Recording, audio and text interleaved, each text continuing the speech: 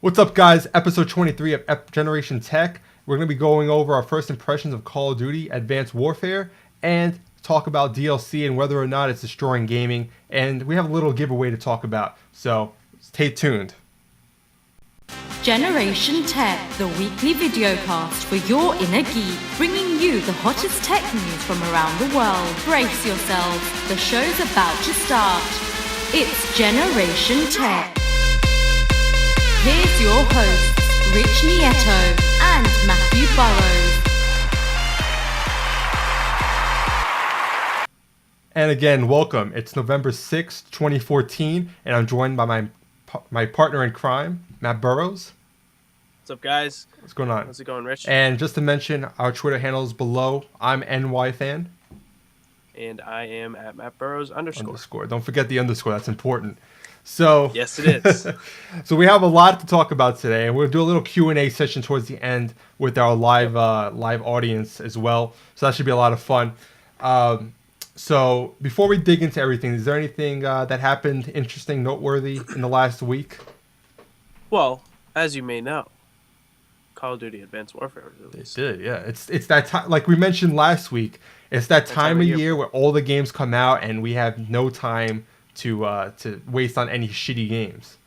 Yeah, it's really, you kind of have to filter out all the crap that you will just wait till Christmas or the holidays to receive, or the games that you want to play right away. Which, I mean, right now there's a couple good ones that are definitely going to be coming out, which we kind of covered a little bit last week on our wish list. And yeah, we both picked up Advanced Warfare this past week, and we're both loving it so far, along with many other people that we know. So it's definitely very exciting to finally get a good Call of Duty game. Yeah, it's been a couple of years, because usually I've been in the mindset going into Call of Duty where I kind of am really reluctant to buy it, but once it comes out, like, you have to buy it. All your friends have it, they're all playing it, and you kind of feel left out if you don't have it. So I pre-ordered the PS4 version. I ended up getting also the Xbox version because a couple of people also have it on the Xbox. He's the only one that has it on the PS4, so I could thank him for making me spend the extra money. But either way, I'm going to compare the two, because side by side, I've gone from one version to another back to back. And Yeah. while technically the PS4 version is supposed to be a little bit higher resolution, it's 1080p, I believe, as opposed to, I don't know what it's supposed to be, 960 on the Xbox.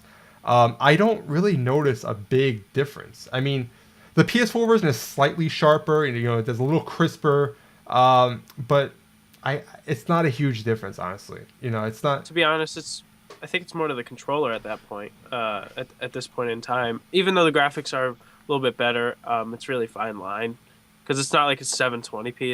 It's higher than that. It's like just below 1080. But you said that you prefer the PS4 controller a little bit, right?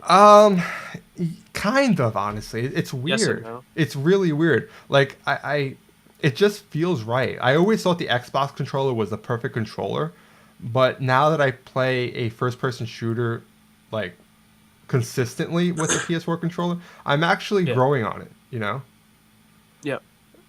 That's for sure. I mean, I just got a white controller. It's really nice. I'm really used to the control freaks now. When I first started, it was like weird, but I'm actually used to those now. And I do actually see an improvement over last year's Call of Duty Ghosts and even Black Ops 2 with my like control that I have on screen with these Twitch shooters, which is very nice.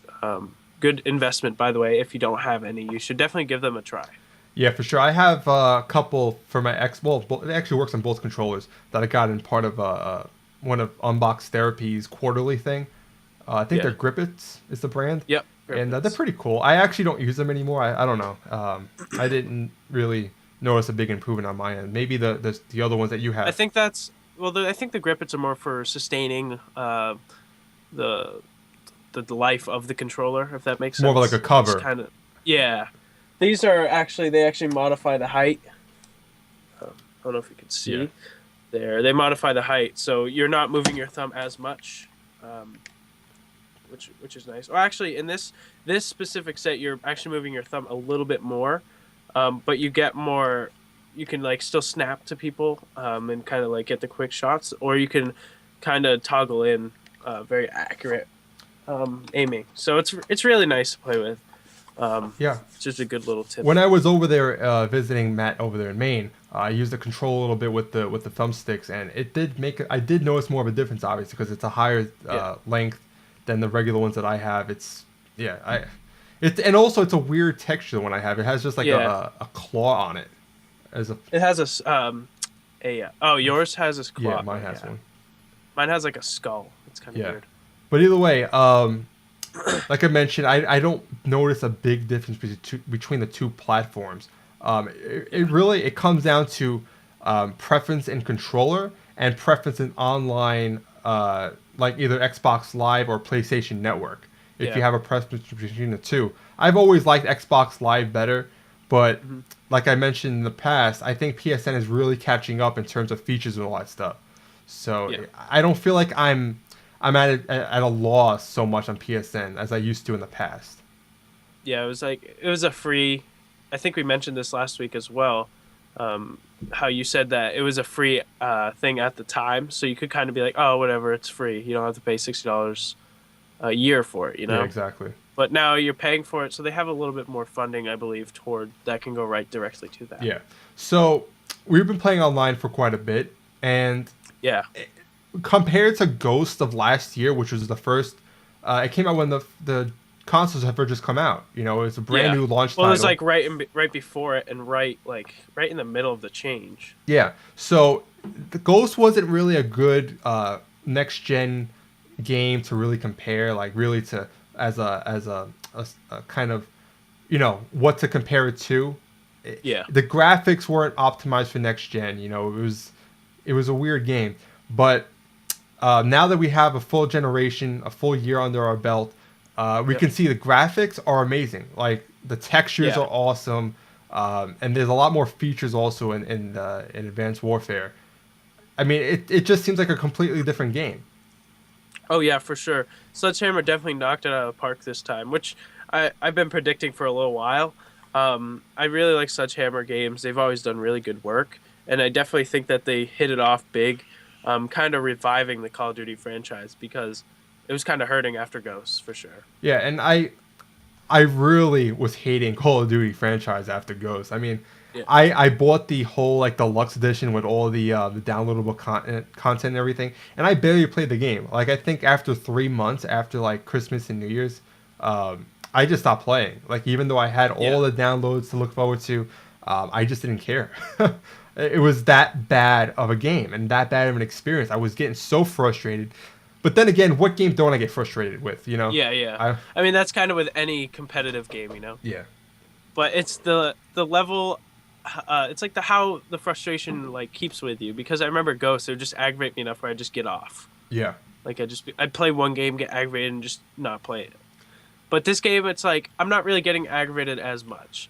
It's a lot, I don't know, there's a lot more, especially on next gen, because I mean, it's kind of like filtering out some of the littler kids, which has always had a prominent kind of presence online on Call of Duty ever since really ever.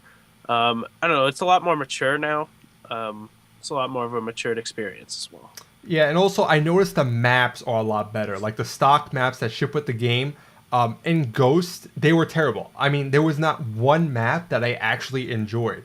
Even the downloadable maps, which are usually a lot better, I found it was maybe one or two that was actually really good. But nothing I even remember off the top of my head. Like, there's nothing that was memorable about those maps. They were all so mediocre or downright terrible, where I dreaded playing them. In this one, there are some that are really enjoyable. I think it also helps the fact that there's jetpacks in this game, and it gives you that multi-tier, multi-levels of gaming. You know, it's just... But it's... The big thing with the jetpacks, like, we were all worried, you know, like, oh, it's going to be like Titanfall. It's going to be kind of, like, stupid. The jetpacks aren't really, like, a huge thing. Like, they're big, they're prominent, but it's not like you can just, like, fly wherever you want, you know? Like, you can just use it as a jump boost, or you can, like, hover. But, I mean, the jetpacks do make you more vulnerable, which it's all really evened out with the exo moves and regular moves as well on the ground, which is really nice. Yeah, even the other Exos moves. Like I use the cloaking a lot, and when you enable the cloaking, it takes about a second for you to press the button on your wrist as your character, and that leaves you vulnerable to being shot and stuff like that. So you can't just keep switching back and forth between cloak and uncloak. You really got to pick your points perfectly, otherwise you'll just get shot while you're doing it. So little things like that to balance out the game really make a difference. I feel like in the past they would have overlooked that type of stuff, and there would have been real unbalancing and stuff like that, you know? Yeah, for sure. But yeah, the maps, I can't wait for the downloads to come out, because I feel like they're really going to knock out of the park with these maps. Because right off the bat, there's a lot of maps. I mean, yep. I feel like it's crazy. There's 16, I believe. Really? And they're all really varied. With Ghosts and Black Ops 2, a lot of the expansion maps, those are the ones where all the cool things would happen. You know what I mean? Like, they were all like varied experience each time you go in. Each one of these maps has a cool like factor to it that happens midway through the game or whatever, which changes the map. It'll move you into a whole new area on the map with some of them. And it's really making it a good changing experience. Yeah, the only thing I would say I'm a little disappointing in is the dynamic game changing things that happen in the maps. Like the one map where there's a tidal wave that comes in. It's not as drastic as I was hoping it to be. You know, it's kind of like you barely even see it sometimes. Yeah. It kind of like sometimes I didn't know what was going on, and I'd respawn in the next area of the map, and I'd be like, oh, whatever. Yeah. Just kind of keep going on with my game. But I'm sure as we play along the game more and more, we'll kind of notice when that stuff is engaged and etc. Yeah, there's another map where there's like a volcano eruption. A volcano, yeah. And you have to move to a different part of the map because there's the dust thing, like the poison like dust. The gas. Yeah. So I mean, I wish more maps used that, and I wish there were more drastic changes that were happening in these maps. But I feel like it's a step in the right direction, because like there was one game where, well, Battlefield, for example, like you can destroy all the buildings and stuff, and it really changes over the course of a match, right? Yeah. I'm not sure if that would work in Call of Duty. It's a really different type of game. But I love that destructible environments, how it changes. Like at one moment you have cover behind the wall, and next minute it could be completely gone. You got to take cover someplace else. So it really forces you to move around, and it just changes the way you play throughout the course of just one match. Yeah, for sure. So do you want to kind of touch on the weapons? I'm really enjoying a lot of the weapons. Like they're all really varied. They all have their own uses, but I'm really enjoying like a couple few. Like very specifically, I have good classes set up for each one, and it's really fun just to make little classes that are really good for certain maps. Yeah, so to me, I really stick with a couple. I don't like to experiment. I probably should experiment with more guns, but that's what I do at the beginning, because you kind of have time to do that before you're like stuck with it. You know what I mean? So what gun do you find yourself mostly sticking towards? Well, I'm bringing up the guns right now, because I don't know the names. A lot of them they're all like fantasy names. They're not really any real guns except for the AK-12. So the one I use mostly, I like using the submachine gun, because I like to run around. I like to be really mobile. So I've been using the MP11. It's the fastest, most mobile submachine gun in its class. So that works out. Oh, is that like the Mac 11? It's the MP11. I'm not really sure. It looks like a Uzi. Kind of. It looks like the MP5 in the past. Yeah, I see what you look. But I've always used it with the regular red dot sight and a red laser, because then I can shoot without having to aim down the sights. So it works really well for my game style. You know, I had the lightweight going on. I don't have too many perks really. I like to run around a map, like the perimeter of the map, and just take people out that way. Obviously, in long range is where I suffer. Like if I'm in a long corridor and I have to aim down the sights, I'm probably going to lose that battle if the guy has a longer range weapon. Was it in Black Ops 2 or Ghosts that you had that really fast-paced class? I think it was Ghosts, and it was like a similar gun. It was pretty much the same type of gun. Yeah, any Call of Duty, I that's what I mostly do. I have a really mobile speed class, you know, with a submachine gun, and that's about it. So my class that I've been using, I'll be doing a video on this on my channel. I call it I call it the mobster class setup. I have an ASM-1, which is a submachine gun, but it kind of looks like a Thompson from World War II games. Do you know what I'm kind of talking Yeah, I about? was using that for a little bit as well. So I've run that without a sight, so stock sights, which are very clear, by the way. It's like almost like an AK sight with a foregrip and a silencer. And I also have my class set up so I can fire from the hip a lot. So I'm just running around and I can immediately snap to a player and fire from the hip and take him out. It's really cool because it's like, the Tommy gun and like the mobsters, they'd hold it at their sides with the foregrip and just like go to Yeah. town, which is really cool how they set that up. But I've been really enjoying that class specifically. I also like the AK-12. The only problem I have with it is it takes a while to aim down the sights. It's a Yeah. little slow, but there is a perk where you can aim down. You can aim faster. So once I unlock that, I feel like the AK-12 would be much more to my liking. Yeah. The AK-12 does have the highest mobility though, so you can move the fastest Yeah, with I it. definitely enjoyed that. It's just that aiming down the sight. I mean, I like it to be instant. As soon as you press the trigger, the left trigger, to have Yeah. that sight right there. But it is killer. Like there is really little recoil on that AK-12. So once you have someone on your sights, they're pretty much done. I mean, Yeah. unless someone comes up behind you, it's a powerful gun, so it doesn't take really long for them to go down. So it is definitely a good gun there. I feel like a lot of people are using that early on. Yeah, for sure. I mean, that was kind of it was a thing that if you played Ghosts or if you pre-ordered it, if you got the day one edition, you got that as well. You got a gold version of it.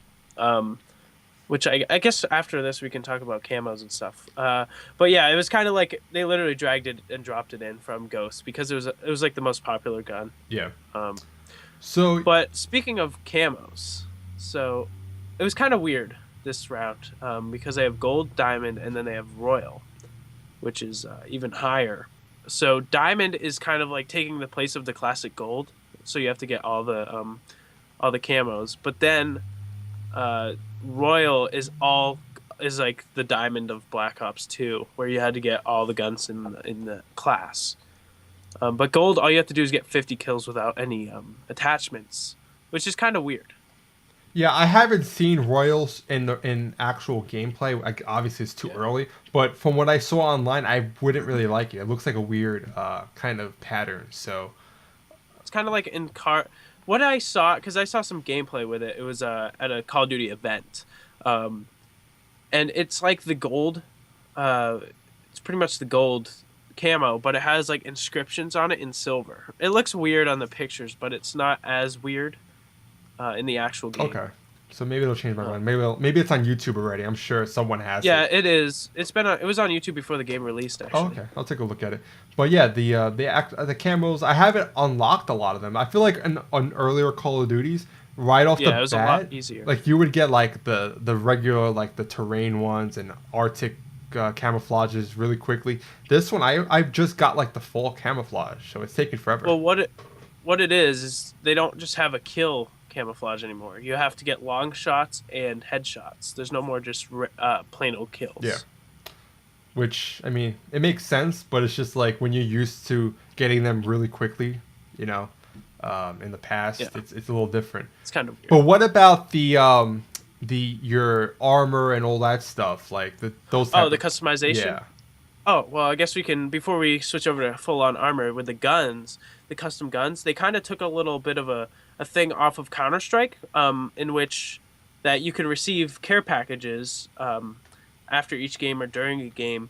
And in that, it has like random guns and stuff, which there's different tiers. There's like elite, professional, enlisted, stuff like that. And they all have custom paint jobs, which is really cool. They all have special names and they all have special perks with it. Which is a really cool feature, which I like because that kind of mixes it up, so everyone doesn't run the same OP gun because you kind of have to hunt for it, you kind of have to earn it, which is really cool for customization as well because, I mean, they added a bunch of options for customization features, which is really nice in this game. you know what it reminds me of?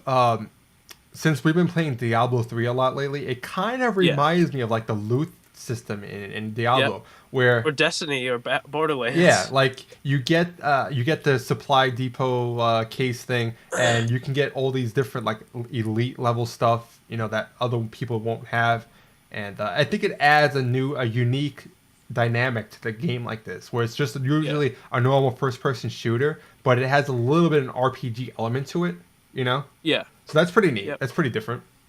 Yeah, it makes everyone different online. So like I remember on MW2 even everyone was literally the same. Yeah. MW3 everyone was the same pretty much.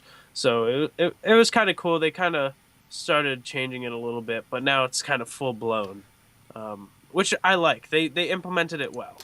Yeah, with Ghost, I mean, you can customize stuff, but it was such a limited spectrum of stuff that you could actually change that everyone ended up looking the same anyway. Yeah, because like you could see what you could get, and you could just like work towards that one achievement. You know, it's not like random as these are. So it's pretty awesome. I like the random factor, so everyone kind of has a different experience. And there's a lot of different colors, like with your gloves or your boots or whatever. There's like crazy colors, like orange and purple. I unlock stuff, so you can really look different than anyone else. Yeah, for sure. And I mean, I like it, and I have a pretty cool setup right now, where it's like an assassin's thing, so it's like purple with gold kind of outlines, and then I have the gold exo with like white pants and white t-shirt. It's pretty sick. And then I noticed a couple of times your like those special things will expire and you'll lose them after a time. So there's like if you get a bloodthirsty in a game, at the end of the game you'll get a bloodthirsty helmet, which is just kind of a thing to show off, like, oh hey, I got a bloodthirsty. And there's also like one shot goggles, which are another thing. But there's all these different little perk specific or kind of like event specific things that you can do, you know? Yes. That you can get. So that's really cool. Have you touched the single player at all? Not. I played a little bit of a mission when I was sick yesterday, but I wasn't really feeling it, so I didn't really complete the mission. I went like 15 minutes in, but it seemed very good. But I'll probably do something later on with it. Yeah, I haven't touched it either. I kind of wish there was an online co-op for the single player. I would be more inclined to play it. I'm not really one to sit and play solo and run through a single player. With Ghost, I went through like the first 2 levels, and that's I had about it, you know. Yeah. So I'm not sure if I'm gonna go through the single player. But there is another mode where there's co-op. They call it co-op, and it's like these different scenarios that you run through. That would be cool to run through, though. I mean, that's pretty neat, and it's simple and short. You know, you get right to the point. So you're not really playing through a whole campaign where it's really drawn out. Yep. It's I don't know. It's a really good experience so far, which I'm very happy with. I know a lot of us were kind of like, oh, what if it's not as good as everyone's expecting? Which it is. It's really good. It's definitely a must-buy this holiday season if you are an FPS player, like most of us are. So it's definitely something that you should pick up anyway. It really surpassed my expectations. Like my expectations were low. Like I had no hype going into this. I think you saw in the last show before the game came out. Like I was like, I'm gonna get it, but I have a feeling it's gonna suck and I'm gonna regret it. But I'm happy with it. There's nothing that I'm considering. I spent $200 on the game for 2 consoles. I mean, that's a lot of cash to drop on one single game. You bought the DLCs and that for each. Yeah, I bought the deluxe edition digital on both versions. Which you didn't buy the deluxe version, right? Right off the bat. No, I just bought the day one digital. I normally wait because I don't know. I don't feel as though it's needed right away because you have to wait till like January or February. Yeah, it's true. But let's talk about the DLC for a little bit because I want to go into a bigger topic after the fact. So the way Call of Duty DLC works is that the first one's not released until like January, February, right? Yeah, it's normally like early next year. Yeah, and they have 4 map packs that they'll release, and the last one comes out in like August, which by that time the next Call of Duty is about to come out. Just like this on Ghost, like I never downloaded the last map pack because I wasn't playing the game and the new one was coming out, so why bother? So it's kind of a waste. But I don't like how the trend for DLC is going. Like I remember early on with the first Xbox and the PS2, downloadable content came out later in the life of a game, and it was literally to add more content to the game to Yeah. extend the lifespan of a game, so they didn't have to release, a sequel or a third iteration of a game so quickly. But That was huge with Black Ops 2. I'm sorry, but they added so much crap at the end of its life cycle. yeah, but Remember they added all those like customization options like Snoop oh Dogg my and god, that was it was like literally just cash out right there, and people bought it. yeah. That was just like trying to cash out because they have 2 more years until they can release another one. But if you look early on, like I don't know if you guys remember, like the Mech Assaults or even Yeah. Unreal Tournament, like on the old Xbox when Live has first come out, there were downloadable packs that gave you so much for your money. I think it was like $10, but you got like 10 maps, you got like mechs, Oh you got wow. a bunch of crap. Like it was so worth your while. Um, Yeah. but now you see these companies holding, and there's one game which I will mention is like the biggest culprit thus far. And there are a lot of culprits for this practice, but Destiny, don't even Oh get my me god. started with Bungie because they half-assed the game. There's no content in the actual game they released a month ago. I mean, Yeah, we man. finished the game in like what 5 hours, if that. And Yeah. then they're gonna release 2 expansion packs, which are priced I think at $20 each or something like that. They're not cheap, No, that's for sure. and they aren't going to include a lot. There's gonna be like two strike missions or something like that in each map pack, and they have the gall to charge that much money. Not to mention, if you don't buy the DLC for that game, you're screwed. Like there's so much extra better equipment that you can get with these expansion packs that if you don't have it, you don't have access to that content. And if you're playing multiplayer or whatever, you're so dwarfed in terms of equipment and guns and stuff like that. So it's Yeah. almost like if you're going to continue playing, you kind of have to buy the expansion pack. Yeah, I mean, Destiny was a good, like I have Destiny right here. I played it for a while. Me and you are upper 20 or mid 20s. So I mean, we've played quite a bit. Um it's a lot of repetitive missions, you know?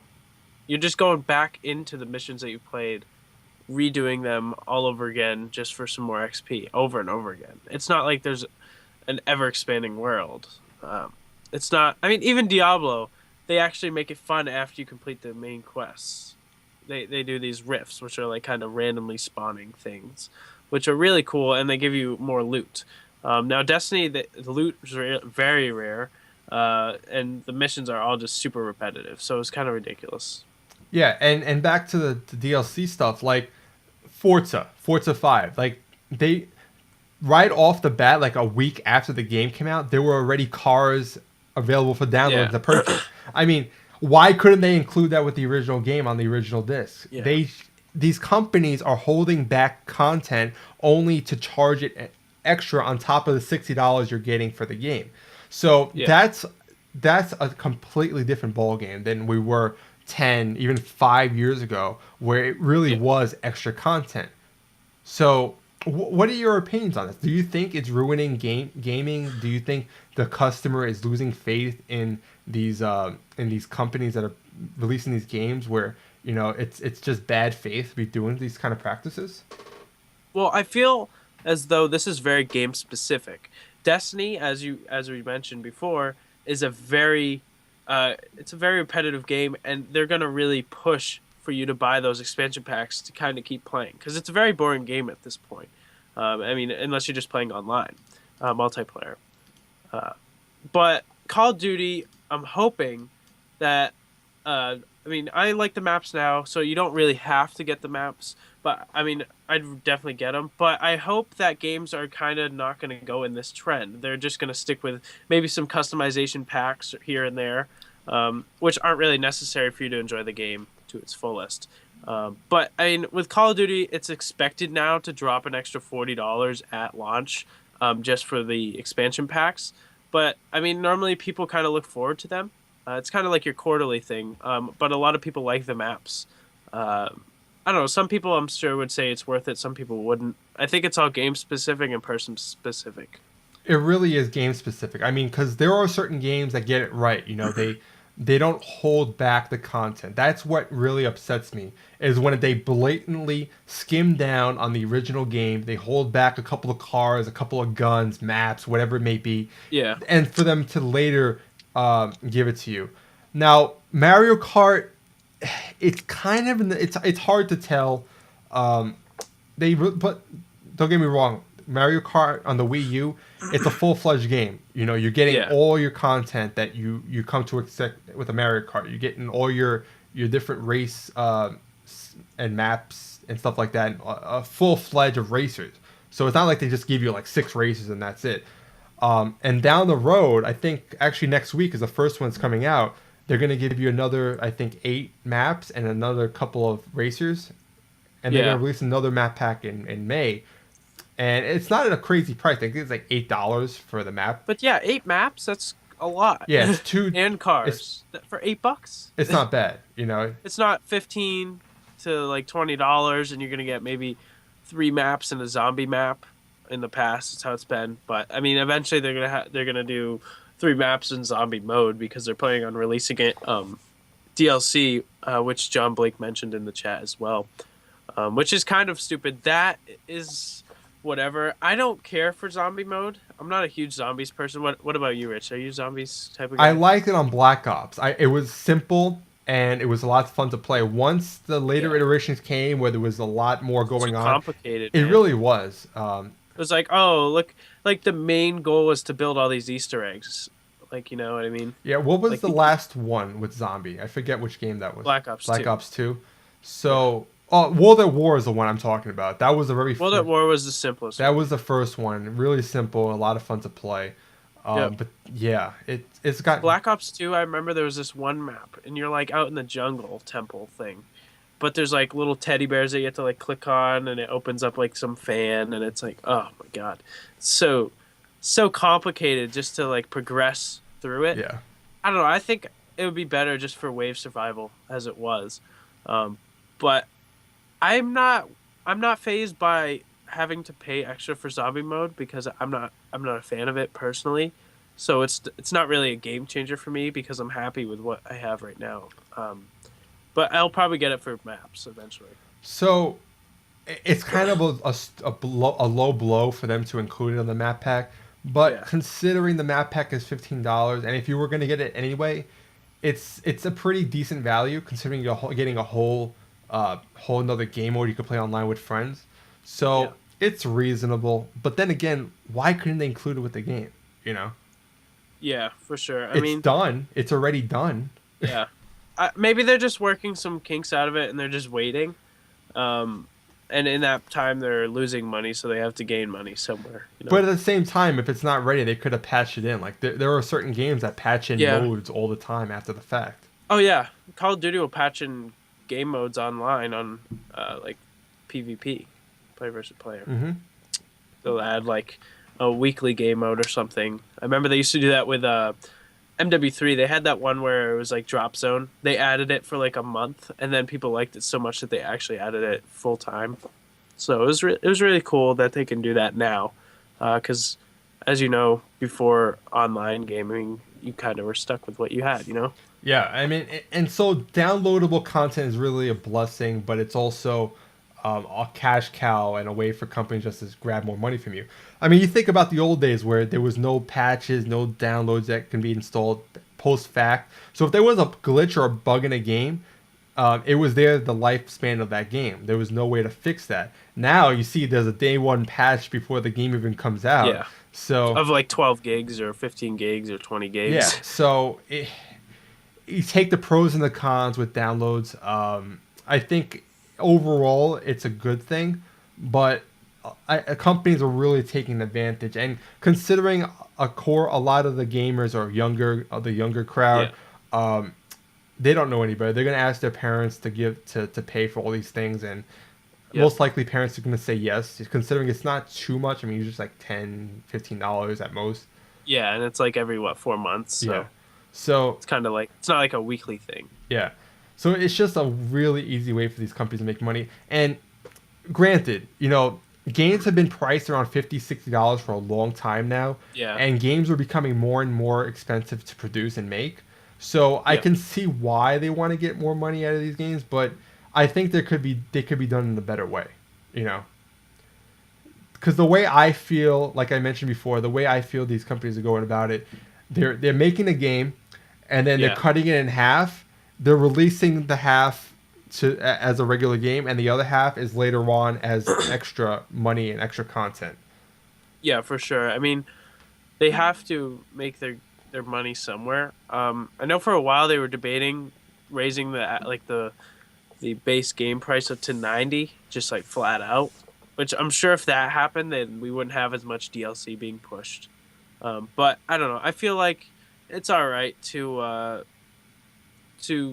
have the $60 and then have the optional things after, because I know some people are happy just with the plain game just by it is just how it is right away. So for them it's perfect. For people who want a little bit more, then they're gonna have to pay a little bit more for it. You know? Yeah, and it's not forcing people to spend $90 for a base game. Yeah. Where I mean, you can buy whatever expansion pack you want by next year. They'll have all four out, I guarantee. And you can just pick and choose. You know, you can spend $30 and grab two of them. yeah, and that's what most people I feel do. They buy Call of Duty. Yeah. They'll buy the first maybe one or two expansion packs, and then the third and fourth they won't bother because it's too late in the lifespan. You know. Yeah, you got other games coming out. You know. Yeah. And there's dude, I'm so looking forward to Halo next on Tuesday. I like I mentioned last week. The patch, the day one patch, by the way, is 15 gigs. Yeah, it was supposed to be 20. They said now it's 15, so it's a little Cut better. it down to 5. But 5 more. 5 yeah, more. man. I mean, it's kind of crazy. That's a big patch for day one. Yeah, especially with someone like you that has a bandwidth cap. You know. Oh yeah, I know, 300 gigs a month. So I mean, 15 gigs right there. It's not a lot, but still, it's 15 gigs to play a game. Yeah. Yeah, it's like 5 or 6 HD feature length movies. Yeah. So you know, it is what it is. But is there anything else you want to throw in on that topic? I don't know. I think we did pretty good. If anyone else has anything left to say about DLC, you guys can ask it later in the show. Yeah, we're going to be doing a Q&A shortly, but I just want to go over a giveaway we're actually doing. There was a video we posted right before the show. It describes the instructions. There's a link that shows you what you have to do to enter this giveaway. Basically, all you got to do is subscribe to my channel, to Matt's channel, and then retweet a tweet that I posted earlier about an hour ago. The website that we have set up, it's a Gleam, which is it's kind of like a premium service that'll set up a giveaway for you.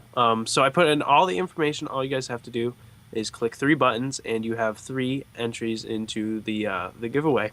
And if you don't have a Twitter, you can still get 2 out of the 3 entries, which is fine. So there's a link actually below in the stream, or you can go in the video that I posted about an hour ago. But in case you're wondering what the giveaway is, it's a pretty neat thing. It's not something that's Pretty just neat. cheap. It's something everybody can use, and Yeah. is this little bad boy, the Mophie Juice Pack Power Station. So, and it's in black, so in case you're a girl or a guy, this will match you. Kind of unisex. Yeah, it's not like it's pink or blue or something like that. Yep. So it's really small. I have one myself that's unboxed, so I'll just show it off real quick. It's really small, and compared to an iPhone, it's iPhone 6 Plus. So you know it's a decent size. You're throwing it backpack. It has a USB thing right there that you plug in any USB power charging kit, and honestly, my 6 Plus, it's charged this thing twice, and it still had juice left over to power. It'll also even charge iPads, which usually require a little bit more power behind it to draw out and charge. So this thing is really awesome, and it basically just charges with a micro USB right there on this side. And if you press the button right there, it shows you out of 4 how much juice you have in the actual charger itself. So I got 3 out of 4, so it's pretty much all charged. So yeah, just giving away this. Anyone in the U.S. can enter, because anyone international, the price of shipping this thing will be astronomical, and it wouldn't be really responsible for me to do at that point. But anyone in the U.S., 48 states, or I think even 50 states, I don't know. We'll have to see how the shipping charges are. But Yeah. really simple to join this giveaway, and just a little something to give back to you people that have been watching us for a while or subscribe to us. So, you Yep. know, big thank you. But I'm gonna end the live stream here. We're gonna be doing a Q&A after the stream ends. So in case you're watching this recorded, this is episode 23, and just want to thank you guys for watching again, and we'll see you guys next week. Thank you. Peace.